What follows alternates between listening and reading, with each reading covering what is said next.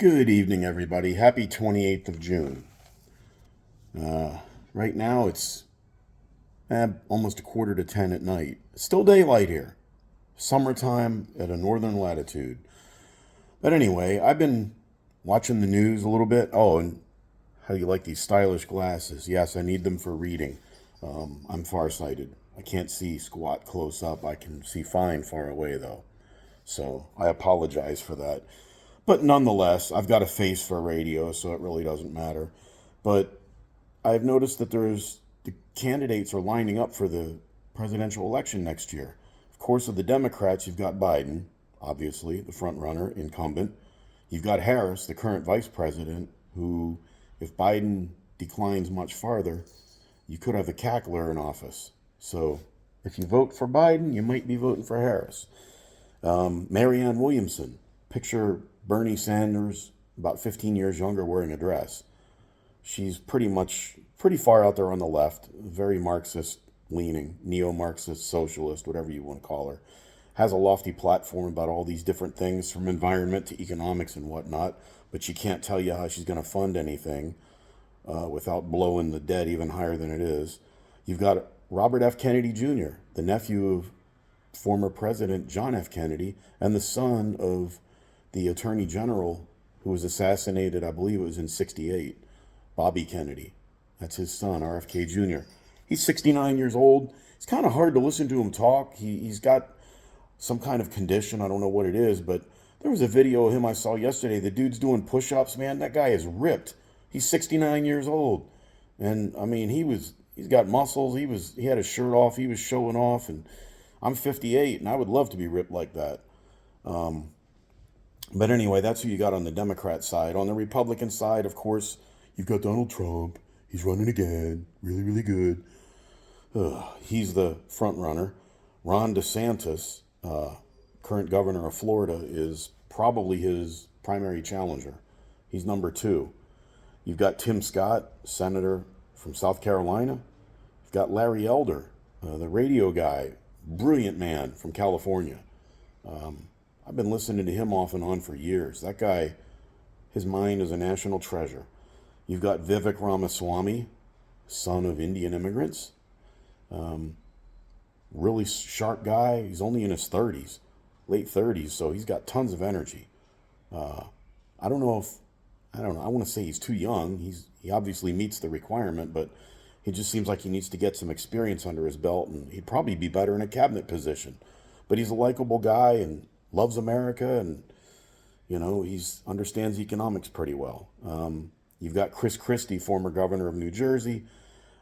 I don't know what his angle is. I think he's just trying to be the anti-Trump or something. I don't know. He's got a grudge against Donald Trump, but he's probably got as much chance of being president as I do. You've got Doug Burgum, former governor of North Dakota. I don't know much about him. I looked at his website. He's got some interesting things to say, but no name recognition. You've got Francis Suarez. I heard him in an interview. Mayor of Miami, Republican, Cuban descent, sharp guy. Seems to have his act together. And he's done a lot of good things for Miami. He's cut taxes and rolled back some of the regulations, which is surprising. But you've got Asa Hutchinson, former governor of Arkansas.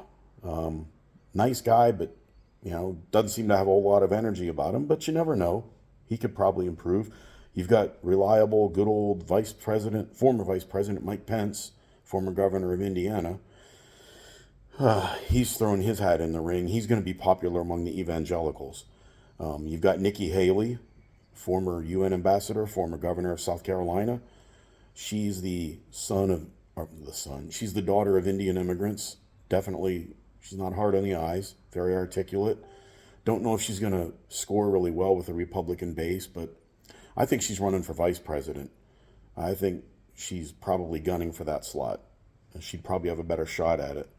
You've got a guy named Perry Johnson. I think he's out of Michigan. Don't know anything about him. I just saw his name. He does have a website. Believe he's a businessman. You've got a guy named Will Hurd from Texas. He's also a businessman. I really don't know anything about him. In the maybe slot for the Republicans, you've got John Bolton, the guy with the mustache, looks like a walrus, and every time we get closer to going into a war somewhere, seems like his mustache is growing. He's like Chris Christie. He's jonesing to, damage Trump somehow. He's like the anti-Trump. Trump actually hired him to be his national security advisor. I don't know what went on. Maybe Trump didn't get into a war somewhere and that pissed him off. I don't know. You've got Dizzy Liz Cheney. Don't know what chance she's going to have, but she hasn't declared. But there are people out there who want her to run. But she just lost her primary in her home state of Wyoming. And her dad was Dick Cheney, former vice president.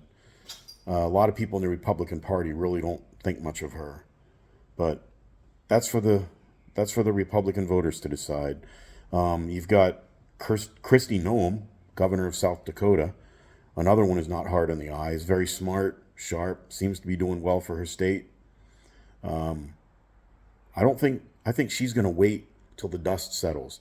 Then she's going to stick her finger up in the air and see which way the winds are blowing before she decides to jump in there. And she would probably be on the top tier of vice presidential candidates, especially being a woman, being from a Western state.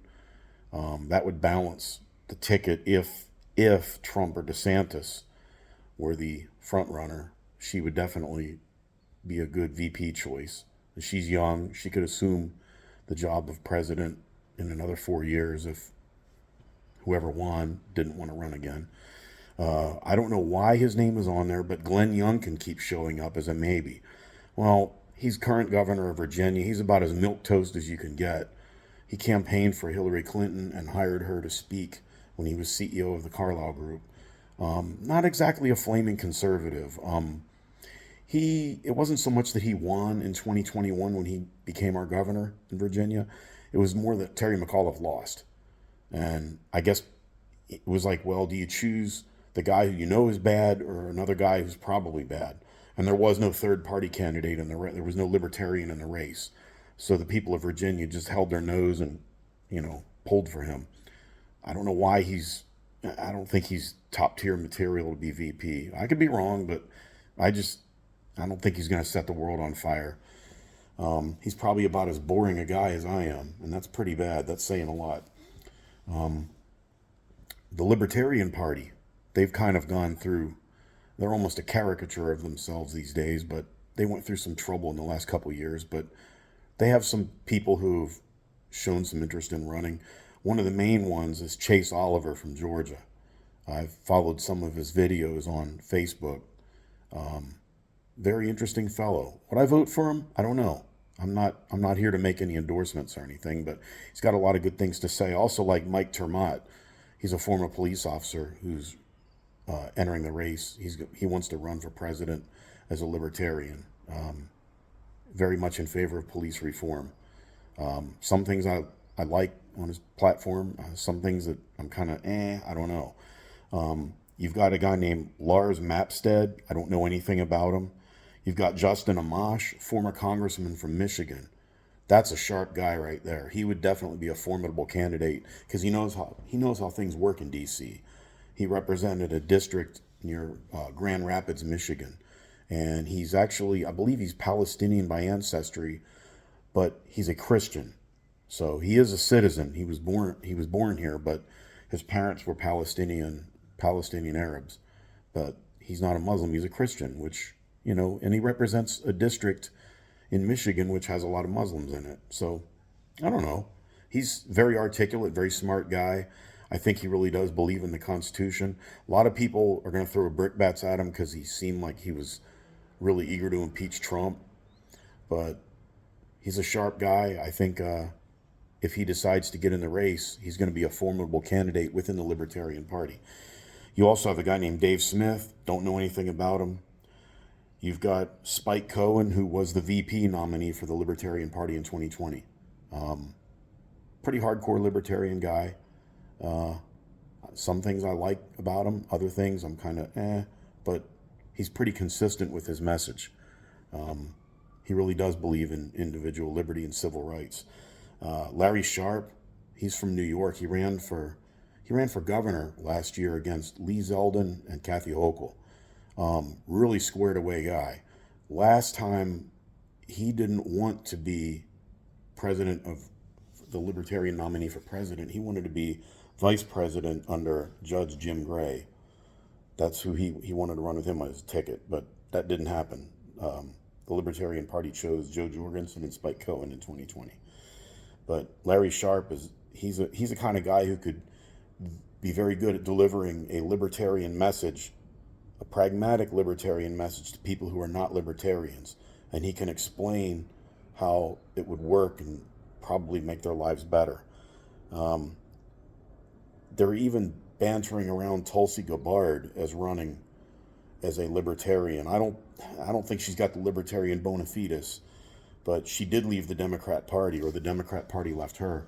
She's a congresswoman from Hawaii. She's also an officer in the, I believe it's the Army Reserve, could be the Navy Reserve, but I think she was deployed overseas. I think she's from American Samoa, half American Samoan and half Hawaiian. Another one who's not hard on the eyes at all. She has dark hair and she kind of has like a gray streak in the middle of it. Very articulate, very smart. She can hold her own in an argument. She's probably, out of a lot of Democrats, she's one of the least crazy ones. Would I vote for her? I don't know, but I find her interesting. I just wanted to point out some of the candidates there. I myself, I used to be a Republican a long time ago. I was libertarian for 25 years. I'm just politically homeless. I really don't know who I'm going to support or endorse.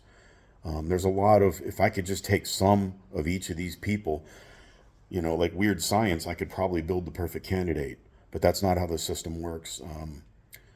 The libertarians sometimes have a very good message, but if they're not included in the presidential debates, even if they're on the ballot in every state, it's almost like pushing a boulder up a hill. All they're going to end up doing is being a spoiler, and that's frustrating. We don't have ranked choice voting in the United States. That would be another whole video, and I wouldn't be very good at explaining it. But so many people like libertarian principles, but they say, well, but if I vote for the libertarian, then the Democrat will win, and well, if I vote for the libertarian, the Republican will win, and that's how you end up with the current situation we're in. I don't know. I just think that it's like Trump against Biden again. Can we really? Is this the best we can do? I mean, geez, a lot of people who are going to vote for Trump really just can't stand Biden. A lot of people who are supporting Biden, they know the guy's a couple cans shy of his six-pack. His wheel is turning, but the hamster is dead. But they'll crawl naked through broken glass to avoid or to vote against Donald Trump. That's how it's polarized like that. So anyway, everybody just take a chill. November of 2024 is politically an eternity away. In the short run, I would really like to see JFK debate Joe Biden. And hey, even Marianne Williamson for that matter, throw her in there. That would be worthy a pay-per-view.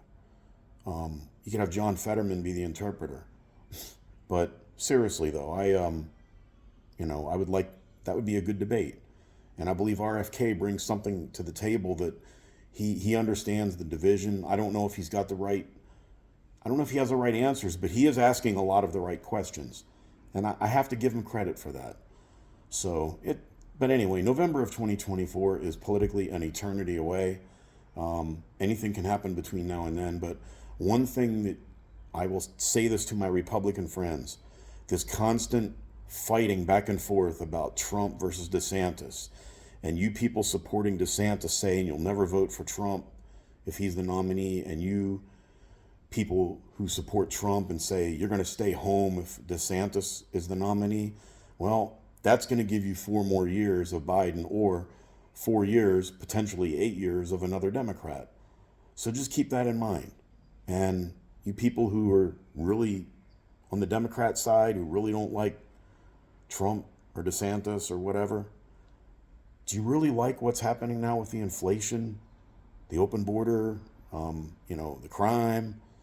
And I mean, it's tough. It's not an easy situation to be in. We deserve better as a nation. But, you know, my grandfather used to say, you deserve the government you get. So here we are. Anyway, that's my 2 cents. If you agree, that's fine. If you don't, that's fine. Again, I'm not endorsing anybody. I'm just throwing it out there. I think that, you know, the Republicans are turning into a circular firing squad right now. And who knows? But it'll be interesting to see some of the Libertarian candidates, if they get any traction. Because it's a shame, because they really do have some good ideas. They have some stuff that's a little out there, and a lot of Libertarians will be at stop 8 and you're at stop 1, and they're getting mad because you can't get to 2 or 3 or 4 really quickly. It takes a long time, and, you know, the wasted vote syndrome really gets to a lot of people. But anyway, I've rambled on long enough. Have a great day, and wherever you are, be happy, be blessed, enjoy the summer.